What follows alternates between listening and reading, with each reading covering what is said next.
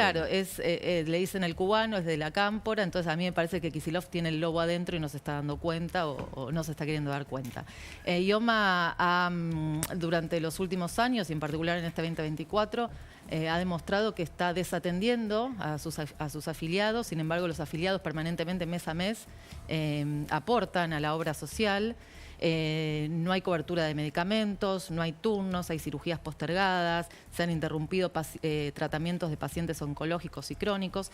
Entonces hay una frente a esta gran crisis de administración de los fondos financiera y también en cuanto a la asistencia de la salud, le queremos preguntar y le hemos pedido mediante el acceso a la información pública en función qué contrataciones se está haciendo, con qué laboratorios se está contratando, si tienen auditorías, cuáles son las últimas auditorías, cuáles son los resultados de esas auditorías.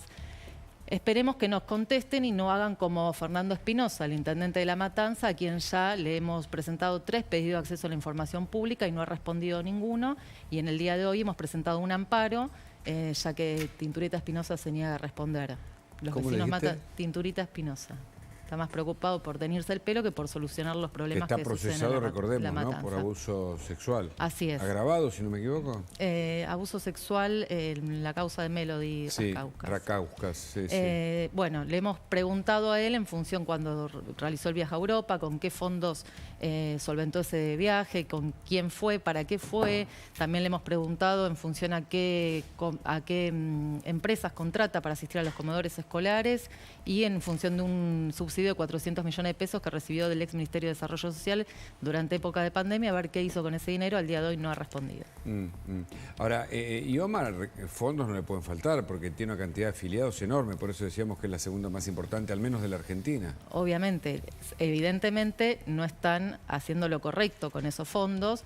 Porque yo recuerdo denuncias, así como el PAMI ha tenido las suyas. Recuerdo denuncias de IOMA, mira, recuerdo causas por haber visitado a personas en crónicas periodísticas que hablaban, causas que hablaban de falsas internaciones domiciliarias, por ejemplo. Sí, hace unos años. De servicios que no se cumplían, en fin, esto sigue y nadie lo frena. Es un sistema que evidentemente ha sido administrado por personas que no debían, ¿no? Que en lugar de preocuparse por dar una mejor calidad de atención al afiliado, evidentemente han desviado infinidad y gran cantidad de fondos y hoy los resultados están a la vista. Claro. Hay pacientes en cola de espera, van cerrando hospitales, los pocos hospitales propios que tienen no dan abasto y no atienden, los prestadores médicos o con quien contratan están agotados, entonces hay una gran crisis sanitaria de emergencia en IOMA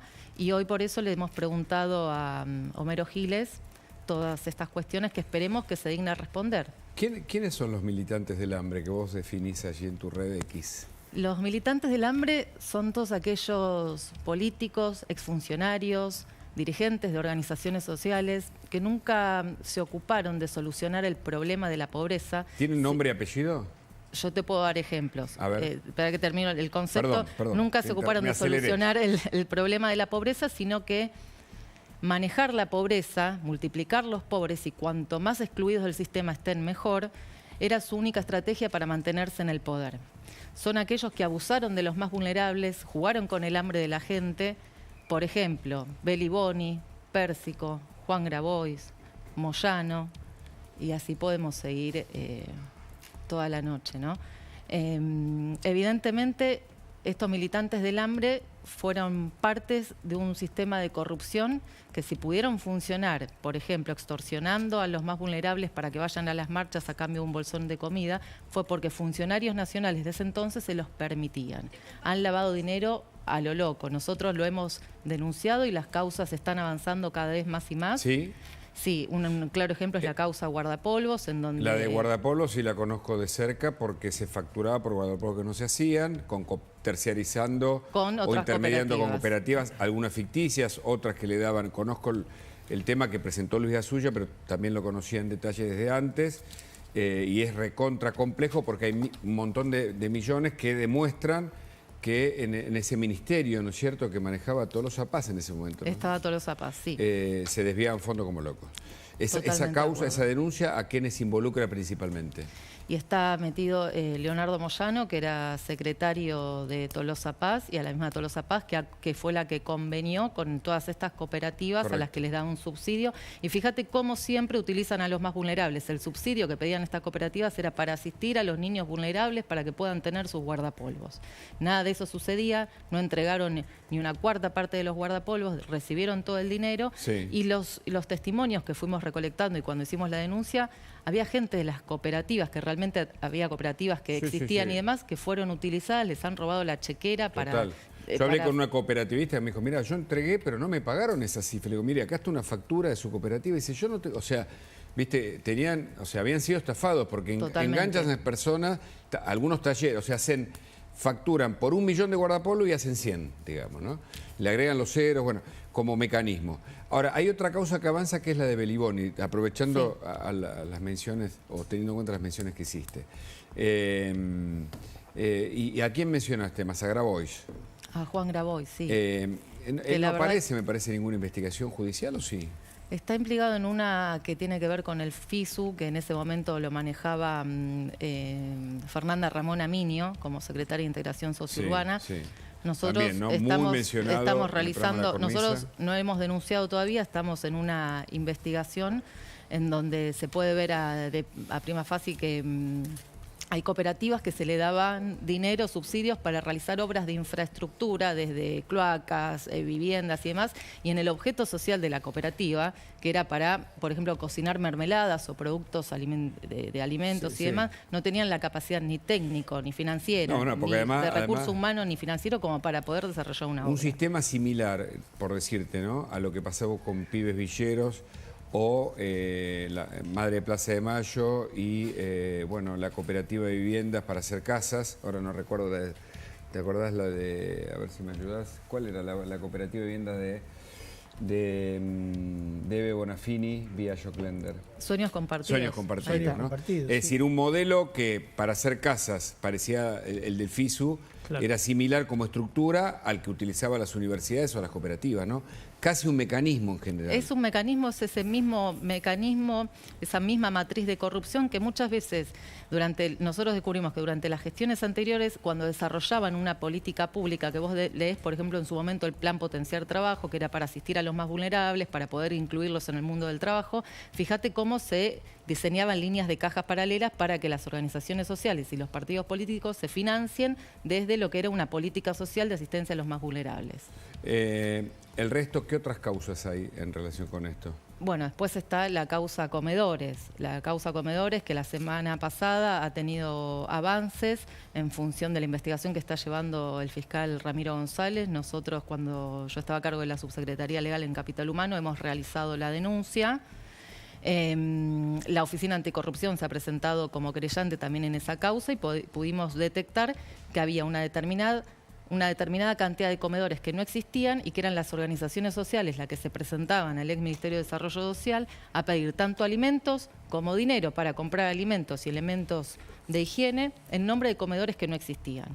Que pudimos también corroborar que muchos de estos bolsones que retiraban eran utilizados para extorsionar a la gente, eran utilizados para comercializarlos en ferias barriales, y a la hora de rendir cuentas, muchísimas veces, como se demostró en la causa donde está procesado Beliboni, rendían cuentas con facturas truchas, que en ese momento en desarrollo social se las pasaban por facturas truchas, alto. me hace acordar a Vialidad o la Ruta del Trinidad acá. ¿Tenías una pregunta, Nancy? Sí, digo, enumeraste un montón de causas. El procesamiento es justamente la última esta en lo de Beliboni. ¿Por qué crees que la justicia está en deuda todavía con tener avances en las otras denuncias, no? Porque hay ahí expedientes que ustedes impulsaron, vos, bueno, particularmente cuando estabas en el gobierno, pero que después no tuvieron la misma velocidad que el resto de las causas, ¿no? Está bien eso, ¿no? Sí, nosotros, me acuerdo cuando nosotros y seguimos teniendo un compromiso fundamental en que no era únicamente denunciar, sino que yo le decía al equipo, laburen como si fueran fiscales, busquemos la prueba, llenémoslos de prueba de documentación a los fiscales y jueces de turno para que las causas no se queden dormidas. Hay jueces que avanzan más rápido, otros que avanzan más lento, causas más complejas, pero realmente, al menos en las causas que he llevado adelante y demás, están teniendo avances bastante Está bien veloces, que la de Beliboni tuvo un trabajo silencioso, digamos, durante varios meses, 3 meses por lo menos creo, que la Fiscalía estuvo trabajando hasta que fueron los allanamientos. Sí, la Fiscalía de Policita. La de Policita. Y a nosotros Policita, la verdad es un fiscal excelente, nos llenaba de oficios todos los días y eran 24 horas. Policita, me acuerdo haber estado trabajado sábado y domingo para responder oficios y realmente ahí se puede ver cómo cuando el Poder Ejecutivo y el Poder Judicial trabajan de una manera coordinada. Claro, el Poder causas... Ejecutivo es auxiliar de la justicia. Totalmente. Y Policita fue, corregime Hernán, que vos lo conocés mejor, Policita fue el que trazó, por ejemplo, con un equipo muy joven, en su fiscalía, el lineamiento Notesur Los Sauces. Cuando ingresaba dinero, digamos, en las arcas de las empresas Lázaro Báez, automáticamente había una transferencia, ¿no es cierto?, Notesur Los Sauces, las empresas. Sí, bueno, la Vialidad también, también. La instrucción fue la Fiscalía de Policita, Otesur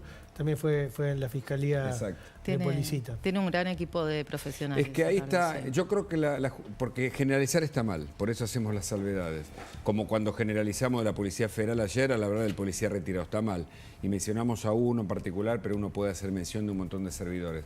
Lo que pasa es que en general la institución justicia parece, como bien dice Hernán, que va a destiempo de la sociedad, el reclamo social. Que Chocolate Rigó esté en prisión domiciliaria, para mí es una afrenta a nuestra vida social, a nuestras obligaciones y derechos como ciudadanos. Por supuesto que hay argumentos jurídicos para dejarlo en su casa, pero desde el punto de vista del significante de esto, para mí es una cuestión. Igual ahí el tema no es Chocolate, ¿no? No. Hay el tema de los que se quedaban con la plata, que son los legisladores, donde hoy la legislatura no desaforó a ninguno como para que puedan avanzar los juicios y los procesos contra esos legisladores. Ahora, tengo una pregunta ahí, porque ya tenemos un economista para hablar justamente del tema y vamos y volvemos. ¿Vos crees que le faltan agallas o recursos a fiscales y jueces, Hernán? Vos que paseás por tribunales. No, digo, a ver, con lo de Chocolate, digo, pongo el acento ahí en la connivencia de todos los partidos políticos en la legislatura, de todos los partidos. Digo, no es solamente los Salvini, que eran en todo caso... Facundo y su padre, ¿no? Claro, que están procesados y que siguen presos y que responden al masismo, sino que son todos los partidos los que estaban, los que están permitiendo que esto transcurra. Yo creo que son muchas cosas. Recursos yo creo que tienen, creo que hay lo que está matando, me parece también hay la posibilidad de que avancen algunas causas, tiene que ver con la especulación política, con la especulación de los tiempos políticos. Hemos visto que cuando no hay esa especulación o cuando hay un respaldo del Ejecutivo, digo, las causas pueden avanzar. Ahora, cuando ya se utiliza la justicia como instrumento de la política... Como tiempista, ¿no? Y yo creo que por eso, en gran medida, esta administración le va bien, porque pisan el acelerador, no negocian, o al menos no se ve, digamos, la política tradicional que fue la que entró en crisis en el último tiempo. Pero hablamos de economía, Sofía Diamante, ahora te compartimos una nota, pero contanos.